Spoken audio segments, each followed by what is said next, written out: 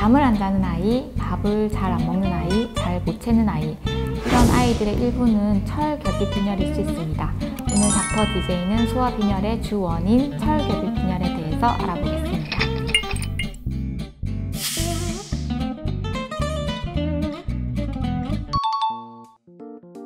올해 고등학생이 된 여자아이인데 아이 안색이 항상 창백한 편이라 빈혈 검사를 했는데 7.6이 나왔어요.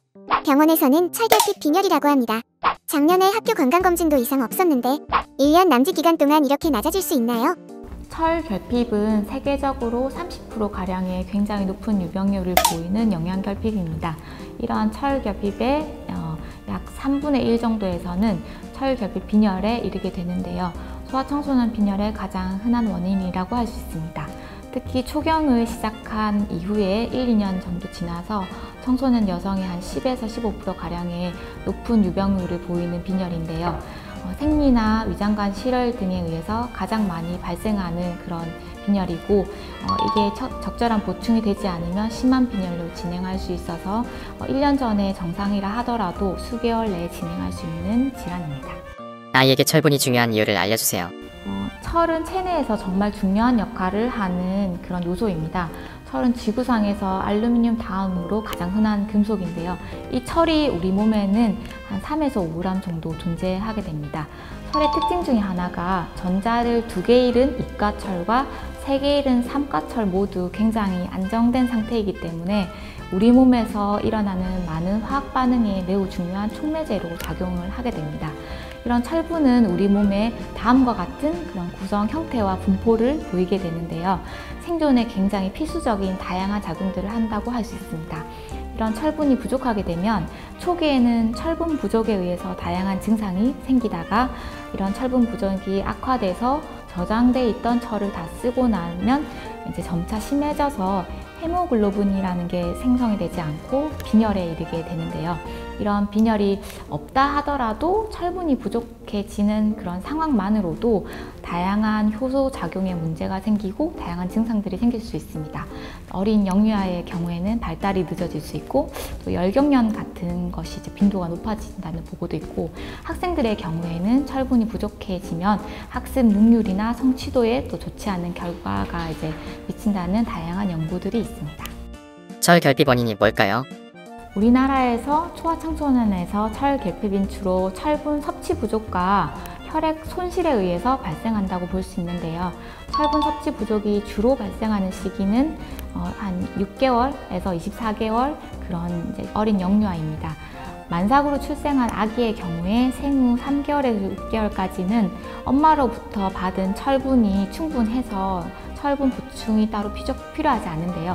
6개월 이후가 되면 이런 철분이 추가로 섭취가 돼야 되고 이게 충분하지 못한 경우에 철결핍이 발생할 수 있습니다.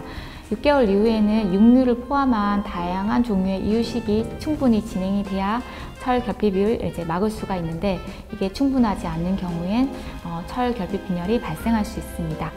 3세 이상의 연령에서는 단순한 섭취 부족으로 철결핍에 이르는 경우는 굉장히 드물고 대부분 만성 실혈이 원인이 되는데요. 초경 이후에 여성이라고 하면 초경 이후 한 1에서 3년 이후에 철결핍 빈혈이 발생이 이제 증가하게 되겠고요. 특히 생리량이 많은 경우에는 위험 요소가 됩니다. 좀 드물지만 과도한 우유 섭취나 반복적인 코피, 용혈, 그리고 기생충 감염이나 임신 등이 철결핍 빈혈의 원인이 될 수 있습니다. 중이여자 아이를 키우고 있는 아빠입니다. 아이가 앉아 있다가 일어서면 머리가 어지러울 때가 있다고 합니다. 지금 보니까 얼굴도 창백한 것 같고요. 생리도 하고 피곤해서 그렇다고 하는데 아빠 혼자 키워서 잘 몰라서 인터넷에 찾아보니 철분 부족 같은데 증상이 맞죠? 철결핍의 증상은 다양하게 나타날 수 있습니다. 식욕이 줄 수 있고 또 잘 안 먹을 수 있고 어린 영유아의 경우에서 종이나 흙 같은 것들, 이상한 것들을 먹는 이식증 같은 증상이 보이기도 합니다. 그리고 기분이 좀 좋지 않아 보일 수도 있고 잘 보채고 밤중에 잘 깨서 보채는 경우가 있고요. 또 감염이나 염증에 취약할 수 있습니다. 그리고 주의에 대한 관심이나 집중이 좀 떨어지는 경우가 있고 앞서 말씀드린 바와 같이 어린 영유아의 경우에 발달이 늦거나 경련 등의 유발 요인이 되기도 합니다. 연장하나 학생들의 경우에는 주의력이나 각성도, 학습 능력이나 성적에 영향을 좀 주게 되는 경우도 있습니다. 치료 방법을 알려주세요. 철결핍 빈혈의 치료는 크게 두 가지로 나눠서 생각해 볼 수 있는데, 첫 번째로 중요한 것은 충분한 철분을 공급해 주는 것이고요. 두 번째는 원인을 찾아서 해결해서 재발을 방지하는 것입니다. 충분한 철분의 보충은 우선 경부 철분제를 복용하게 되는데, 식품으로서 섭취할 수 있는 철분 양은 매일 섭취할 수 있는 흡수되는 양이 굉장히 적고 제한적이기 때문에 따로 철분제를 보충을 하셔야 합니다. 그래서 보통 하루에 한 1, 2회로 나눠서 충분한 용량을 복용을 하시게 되면 한 1, 2개월 후에 빈혈이 호전되고, 이후에 2, 3개월을 충분히 먹었을 때 철분 저장까지 충분하게 하게 되면 이제 약물을 중단할 수가 있습니다. 이때는 이제 가장 중요한 것은 공복에 복용하는 것이 중요한데요. 음식이랑 함께 섭취하게 되면은 저희가 철분 흡수량이 원래도 10% 정도밖에 안 되는데, 음식이랑 함께 복용하게 되면 섭취량이 굉장히 줄어들어서 철분 보충의 효과가 없게 됩니다. 두 번째로는 철분 부족의 원인을 찾는 것이 악화와 재발을 막는 가장 중요한 방법이라고 할 수 있습니다. 철분 섭취가 부족한 경우에는 충분한 철분을 공급하도록 하게 되겠고, 실혈이 있는 경우에는 원인을 찾아서 교정하는 것이 필요합니다.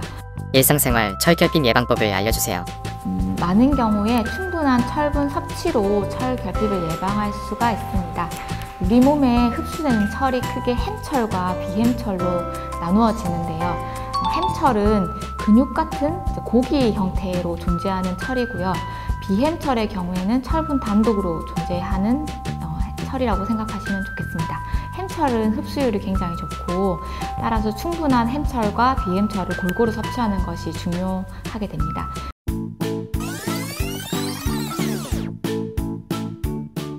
마지막으로 두 가지만 요약드리면, 6개월 이후 이유식 진행이 잘 되지 않는 경우에는 꼭 철분을 보충하기, 두 번째는 반복적인 철결핍 빈혈이 있는 경우에는 꼭 원인을 찾기입니다.